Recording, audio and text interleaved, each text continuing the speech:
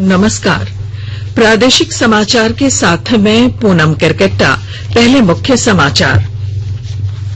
प्रधानमंत्री नरेंद्र मोदी आज अंतर्राष्ट्रीय भारती समारोह 2020 को वीडियो कॉन्फ्रेंसिंग के माध्यम से संबोधित करेंगे। कृषि मंत्री नरेंद्र सिंह तोमर ने कहा, नए कानूनों का कृषि उत्पाद विपणन समितियों और न्यूनतम समर्थन मूल्य पर कोई बुरा असर नहीं पड़ेगा। मुख्यमंत्री हेमंत सोरेन ने गढ़वा अनुमंडलीय न्यायालय गठित किए जाने से संबंधित संलेख प्रारूप को मंजूरी दी और राज्य में पिछले 24 घंटों के दौरान कोरोना के 173 नए मामले आए, जबकि 220 लोगों को स्वस्थ होने के बाद अस्पतालों से छुट्टी दे दी गई। और अब समाचार विस्तार से। कोविड-19 महामारी के खिलाफ देश एकजुट होकर लड़ रहा है। आप भी हमारे साथ सुरक्षा और बचाव के 3 आसान एहतियाती उपायों का संकल्प लें। मास्क पहनें, 2 गज की दूरी है जरूरी, सुरक्षित दूरी बनाए रखें, हाथ और मुंह साफ रखें। प्रधानमंत्री नरेंद्र मोदी आज अंतर्राष्ट्रीय भारती समारोह 2020 को वीडियो कॉन्फ्रेंसिंग के जरिए संबोधित करेंगे। इस वर्ष ये समारोह वर्चुअल रूप से आयोजित किया गया है और इसमें अनेक राष्ट्रीय और अंतर्राष्ट्रीय कवि तथा कलाकार भाग लेंगे। महाकवि सुब्रमण्यम भारती की 138वीं जयंती के उपलक्ष्य में वनोविल सांस्कृतिक केंद्र इस समारोह का आयोजन कर रहा है। प्रधानमंत्री नरेंद्र मोदी कल नई दिल्ली में उन्होंने संसद मार्ग पर नए संसद भवन की आधारशिला रखी। इससे पूर्व वैदिक मंत्रोच्चार के साथ सबसे पहले भूमि पूजन की गई। मौके पर विभिन्न धर्म गुरुओं ने सर्वधर्म प्रार्थना भी की। इस अवसर पर श्री मोदी ने कहा कि नया संसद भवन एक ऐसा स्थान होगा जो 21वीं सदी के भारत की आकांक्षाएं पूरी करेगा। श्री मोदी ने कहा कि नया संसद भवन का निर्माण नूतन और पुरातन के सह अस्तित्व का उदाहरण होगा।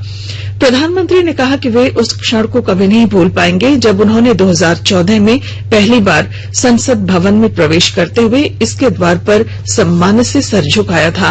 उन्होंने कहा कि नया भवन सांसदों की कुशलता बढ़ाएगा क्योंकि यह आधुनिक सुविधाओं से लैस होगा। लोकसभा अध्यक्ष ओम बिड़ला ने कहा कि मौजूदा भवन में ढांचागत विस्तार की और गुंजाइश नहीं थी। यही कारण है कि नए संसद भवन का निर्माण करना आवश्यक हो गया था।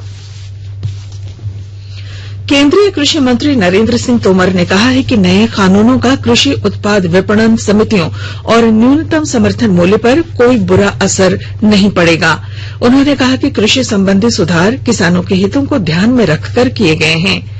कल नई दिल्ली में मीडिया को संबोधित करते हुए कृषि मंत्री नरेंद्र सिंह तोमर ने कहा कि किसानों को कृषि सुधार के जिन प्रावधानों पर आपत्तियां हैं, सरकार उनके बारे में खुले दिल से बातचीत को तैयार है।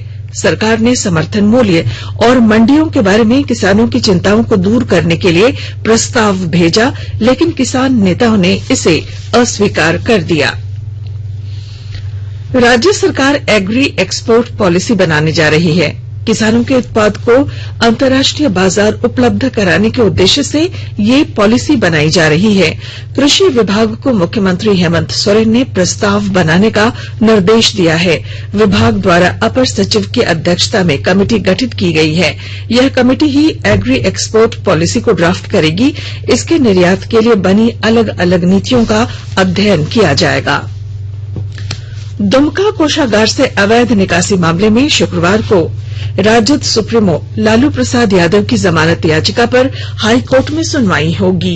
इस मामले में लालू को रांची की सीबीआई कोर्ट से 7 साल की सजा सुनाई गई है।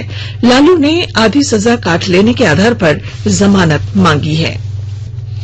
प्रधानमंत्री नरेंद्र मोदी ने फिटनेस का डोज आधा घंटा रोज के आह्वान के जरिए देशवासियों को स्वस्थ रहने की जो प्रेरणा दी, उसकी विश्व स्वास्थ्य संगठन ने प्रशंसा की है। एक ट्वीट में विश्व स्वास्थ्य संगठन ने कहा है कि वह लोगों को शारीरिक गतिविधियों के लिए प्रेरित करने की इस पहल की सराहना करता है। इस कार्यक्रम का शुभारंभ केंद्रीय युवा कार्य और खेल मंत्री किरेन रिजिजू ने राष्ट्रव्यापी फिट इंडिया मूवमेंट के तहत किया था। उन्होंने इसके लिए बॉलीवुड की हस्तियों, खिलाड़ियों, लेखकों, डॉक्टरों और फिटनेस विशेषज्ञों से भरपूर समर्थन हासिल किया। इन सभी लोगों ने स्वस्थ रहने के लिए प्रतिदिन 30 मिनट व्यायाम करने के मूल मंत्र को अपनाने का अनुरोध किया। आकाशवाणी के ताजा तरीन समाचारों के लिए आप हमारी वेबसाइट newsonair.com पर लॉग ऑन कर सकते हैं। ताजा समाचार Twitter handle @AIR news alerts और Facebook page All India Radio News पर भी उपलब्ध है। आप प्रादेशिक समाचार एकांश के Twitter handle @AIR news _Ranchi और Facebook page AIR news Ranchi के अलावा YouTube channel regional news unit Ranchi पर भी हमारे बुलेटिन सुन सकते हैं। प्रादेशिक समाचार आप आकाशवाणी रांची से सुन रहे हैं और अब पेश हैं कोरोना से बचाव के कुछ संदेश।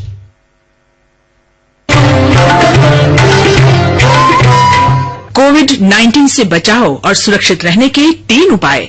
मास्क लगाएं, 2 गज दूरी है जरूरी, सुरक्षित दूरी रखें, हाथ और मुंह साफ रखें।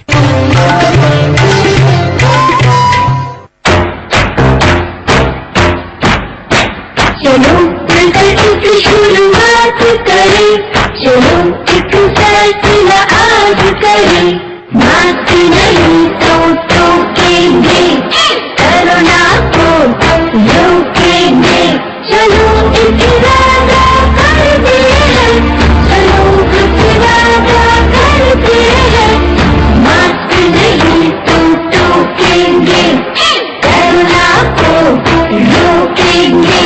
भारत सरकार द्वारा जनहित में जारी। प्रादेशिक समाचार में आपका फिर स्वागत है। गढ़वा जिले के नगर उंटारी अनुमंडल में अनुमंडलीय न्यायालय का गठन किया जाएगा।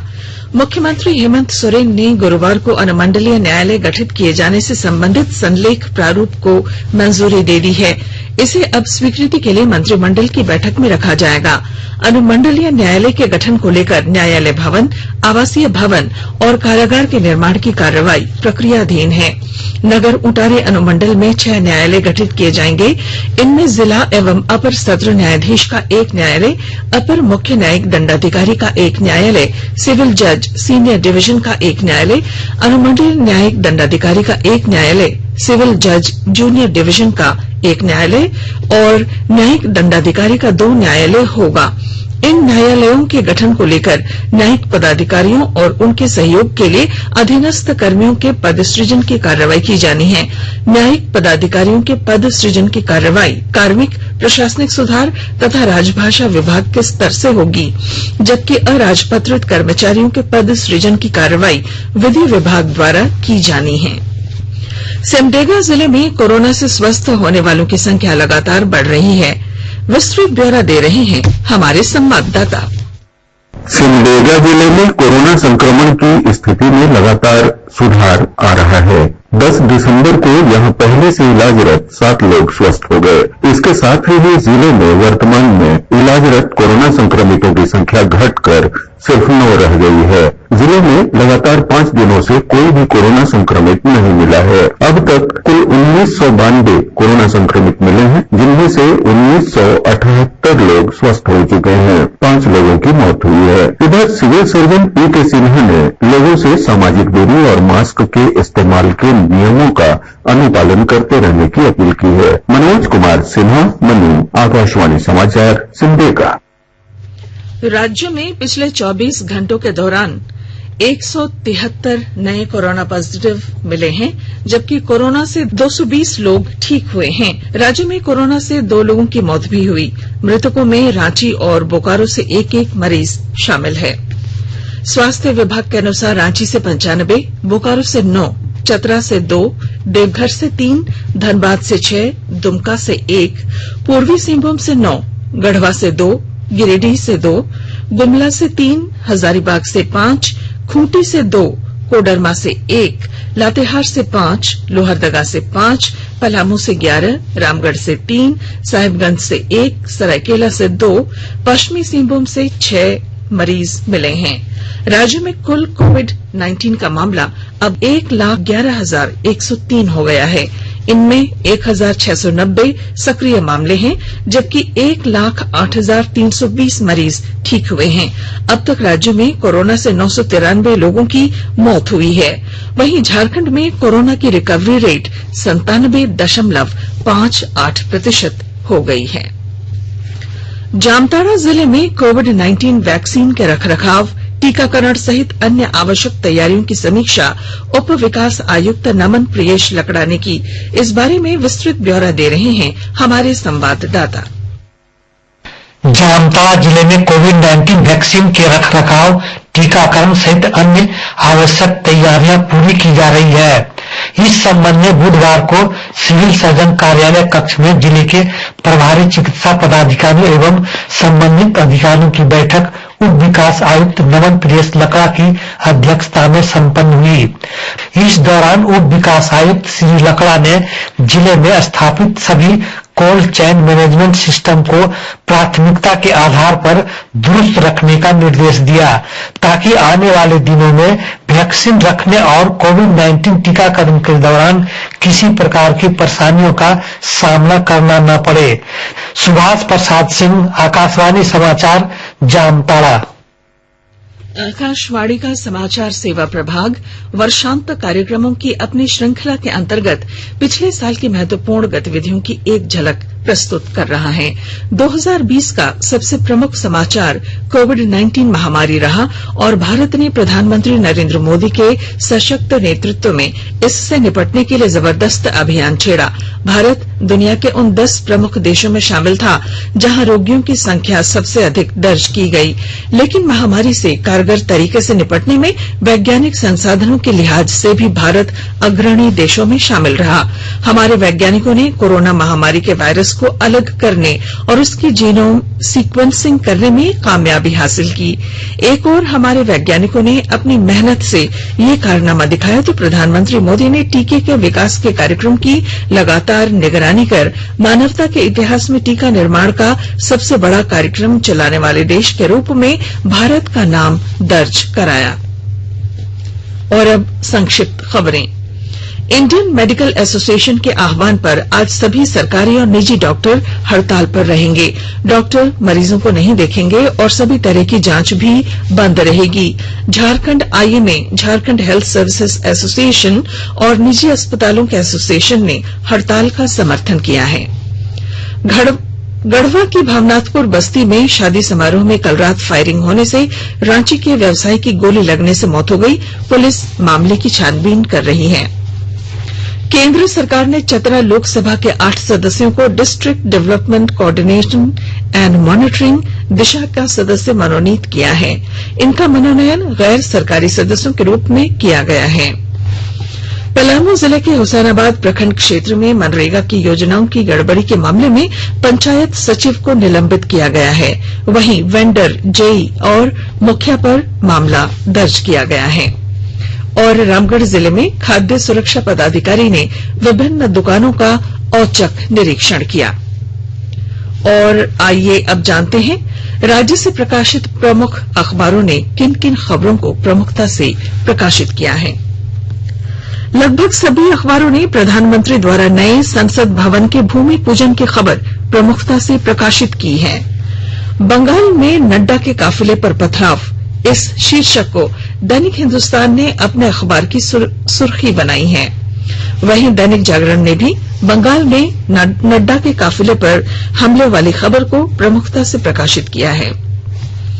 प्रभात खबर ने नए संसद भवन की पीएम ने रखी नींव, इस खबर को पहले पन्ने पर प्रकाशित किया। दैनिक भास्कर ने झारखंड में पहली बार 1 करोड़ रुपए के 4 इनामी हार्डकोर नक्सलियों की तस्वीर जारी, इस खबर को अपने पहले पन्ने की सुर्खी बनाई है। रांची एक्सप्रेस ने प्रधानमंत्री द्वारा नए संसद भवन की आधारशिला रखे जाने की खबर पहले पन्ने पर दी है। जबकि अंग्रेजी अखबार हिंदुस्तान टाइम्स ने कृषि मंत्री नरेंद्र सिंह तोमर द्वारा किसानों से बातचीत करने के प्रस्ताव की खबर को पहले पन्ने की सुर्खी बनाई है। टाइम्स ऑफ इंडिया ने पूर्व मंत्री हरि नारायण राय और उनकी पत्नी की गिरफ्तारी की खबर अपनी सुर्खी बनाई। और अब बुलेटिन के आखिर में मुख्य समाचार एक बार फिर। प्रधानमंत्री नरेंद्र मोदी आज अंतर्राष्ट्रीय भारतीय समारोह 2020 को वीडियो कॉन्फ्रेंसिंग के जरिए संबोधित करेंगे। कृषि मंत्री नरेंद्र सिंह तोमर ने कहा कि नए कानूनों का कृषि उत्पाद विपणन समितियों और न्यूनतम समर्थन मूल्य पर कोई बुरा असर नहीं पड़ेगा। मुख्यमंत्री हेमंत सोरेन ने गढ़वा अनुमंडलीय न्यायालय गठित किए जाने से संबंधित संलेख प्रारूप को मंजूरी दी है और राज्य में पिछले 24 घंटों के दौरान कोरोना के 173 नए मामले आए, जबकि 220 लोगों को स्वस्थ होने के बाद अस्पतालों से छुट्टी दे दी गई। और इसके साथ ही आकाशवाणी रांची से प्रादेशिक समाचार का ये बुलेटिन समाप्त हुआ। नमस्कार। घर में रहिए, सुरक्षित रहिए और सुनते रहिए आकाशवाणी।